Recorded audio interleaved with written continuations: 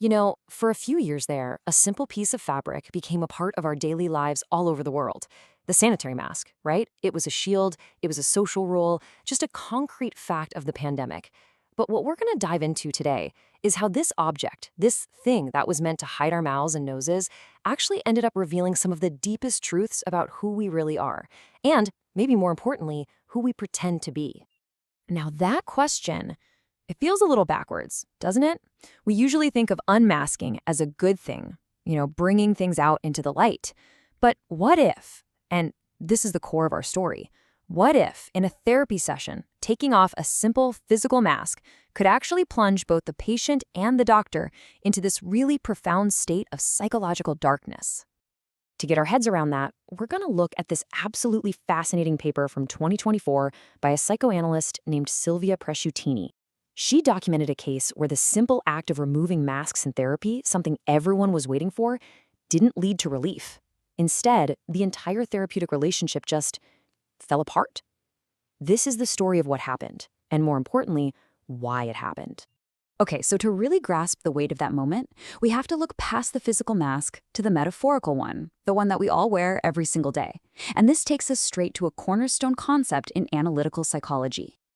And that key idea is the persona. The word itself comes from those masks actors wore back in ancient Rome. They were designed to help their voice project, to personare, or sound through. The brilliant psychologist Carl Jung grabbed this term to describe our social face, that version of ourselves we show to the world. It's the character we play, the good employee, the dutiful daughter, the responsible citizen.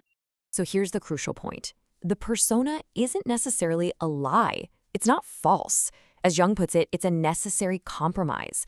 It's a tool that helps us adapt and get by in society. The real danger, as we're about to see, isn't in having a persona. It's when we completely forget that it's just one part of who we are. This really lays out the tension that's inside all of us. On one side, you have the persona.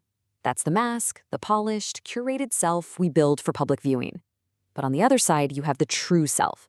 And that's the whole building, including all the hidden rooms, the messy basements, our private fears, and what Jungians call the shadow, all the parts of ourselves we don't like and try to hide away. All right, so let's take this idea and apply it to the guy at the center of our story. The patient, who Presciuttini just calls A, is really the perfect example of what happens when a person becomes completely identified with their persona.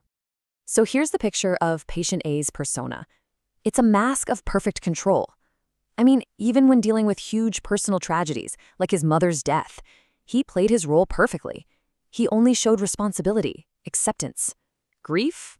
Anger? Nope, not on the surface. His public self was just this polished, reliable, seemingly perfect man. But then, you look at his dreams, and it is a completely different world. At night, his unconscious let loose everything his persona was holding back. His dreams were filled with these figures consumed by rage and revenge, intense jealousy, impulsive behaviors that were, as he put it, completely alien to the man he was when he was awake. This was his shadow, just busting out when his guard was down.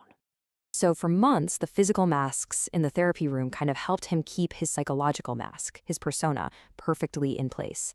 But then as pandemic restrictions started to ease, a really simple change in the room triggered this massive psychological breakdown. It was summertime. The windows in the office were open.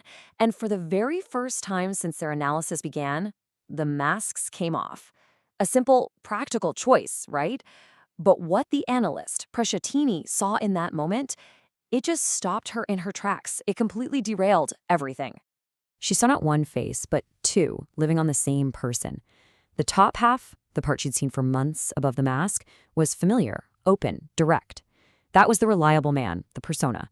But the bottom half, now revealed, it was a total shock. It was a childish, stubborn pout, a dissatisfied, irritated sneer. It was like his ideal, conscious self lived in his eyes and forehead, but his repressed, angry shadow was written all over his mouth and jaw. The face was not a team. It was at war with itself. The feeling this created in the analyst has a very specific name in psychoanalysis, the uncanny, or in German, unheimlich.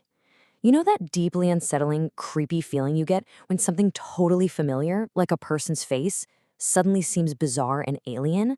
That's it. It's because something that was hidden and repressed has suddenly burst into view. The familiar had become terrifyingly strange. And patient A felt it too, instantly. He got agitated, he couldn't hold her gaze, he seemed annoyed, he started showing up late to sessions, and then just canceled them altogether. It was as if being truly seen in his fractured, complete self was just unbearable. Revealing his whole face sparked a crisis that his persona just couldn't handle. So what was really going on here on a deeper level? The breakdown wasn't just happening in the patient. The analyst felt totally disoriented too. To understand this shared crisis, we have to dig into a really profound concept from Jung, and funnily enough, it actually comes from the ancient practice of alchemy. See, the key here is that it wasn't just the patient who was thrown off balance. The analyst felt lost too. The crisis was shared between them.